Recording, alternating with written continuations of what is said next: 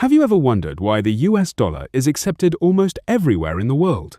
Even if you live outside America, chances are you've used, saved, or heard about the US dollar. But why?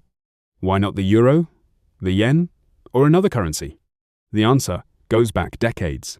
After World War II, the United States became the world's largest economy. Many countries began trading with each other using US dollars because it was stable and widely trusted.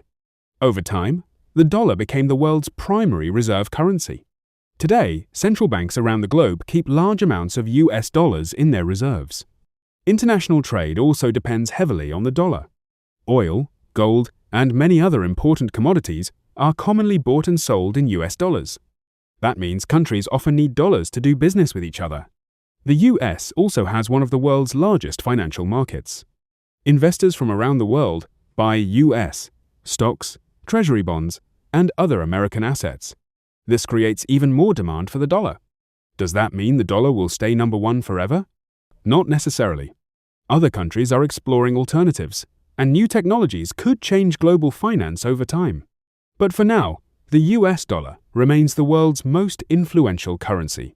Understanding how the dollar works helps you better understand investing, inflation, global trade, and the economy.